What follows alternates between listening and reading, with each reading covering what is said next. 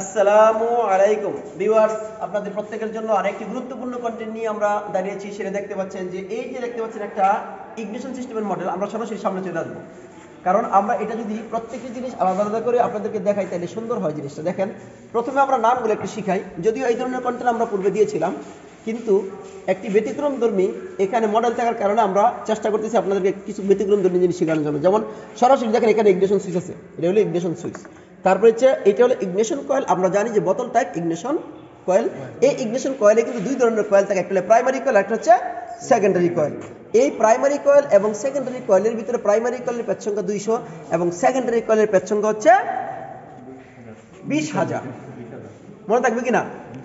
এই পেজ সংখ্যার ভিতরে আপনার প্রাইমারি কয়েল তো সবসময় মনে করেন যে চলতে থাকে, বিদ্যুৎ আসতে থাকে। যখন মনে করে সিবি পয়েন্ট ম্যাক থেকে ব্রেক করবে তখন সেকেন্ডারি কয়েল হাই ভোল্টেজ উৎপন্ন করে। কিভাবে করে একটু দেখেন, আপনারা একটু সরাসরি আমরা দেখাই।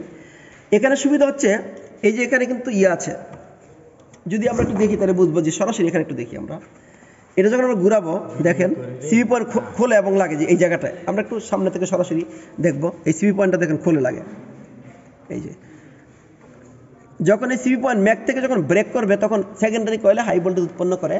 তখন এই যে সেন্ট্রাল লিড আছে, সেন্ট্রাল লিড দিয়ে সাধারণত এই জায়গার ভিতরে কি আসবে, এই জায়গার ভিতরে তখন হাই ভোল্টেজটা চলে আসবে।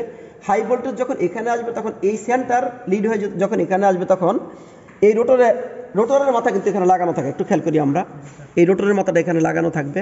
যখনই এই মাথায় এরকম আসবে, আসার পরে তাইলে বিদ্যুৎটা কোথায় আসলো, এই জায়গায়।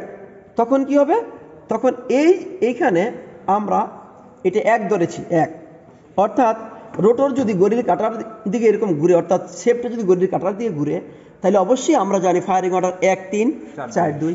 তাইলে এই যে 1 নাম্বার আছে, এই 1 নাম্বারটা থেকে শুরু করে অর্থাৎ 1 3 4 2 এভাবে করে কি হবে, যেখানে যেখানে এই রোটরের এই মাথাটা যেই সেগমেন্ট পয়েন্টে এরকম স্পর্শ করবে, একটু সামনাসামনি আমরা দেখব, যে সেগমেন্ট পয়েন্টে এরকম স্পর্শ করব, সেই সেগমেন্ট পয়েন্টে স্পর্শ করার সাথে সাথে যে এই স্পার্ক প্লাগের মাধ্যমে কি হবে, সিলিন্ডারে স্পার্ক করবে। অর্থাৎ সংকুচিত এয়ার এবং ফুয়েলের মিশ্রণে পাওয়ার স্ট্রোকের সময় কি করবে, স্পার্ক করবে। ফলে কি হবে, ইঞ্জিন স্টার্ট হয়ে যাবে।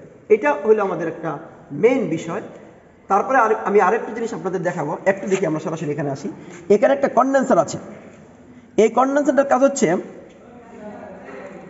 যখন হাই ভোল্টেজ উৎপন্ন হবে তখন যাতে এই সিবি পয়েন্টটা যাতে পুড়ে না যায়, সেই জন্য কি হবে, কিছু পরিমাণ বিদ্যুৎ সে সংগ্রহ করবে। কিছু পরিমাণ বিদ্যুৎ সংগ্রহ করার পর সাথে সাথে আবার ছেড়ে দিবে, যাতে করে এই সিবি পয়েন্টটা পুড়ে না যায়।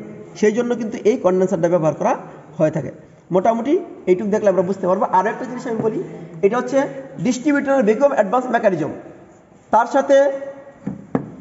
সাথে কিন্তু পাইপ লাগানো থাকে।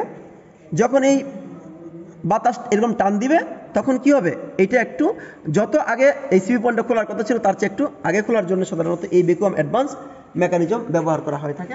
মোটামুটি উক্ত ভিডিওটা যদি আপনারা দেখেন তাহলে এই ইগনিশন সার্কিট সম্পর্কে ভালোভাবে বুঝতে পারবেন বলে আমি মনে করি।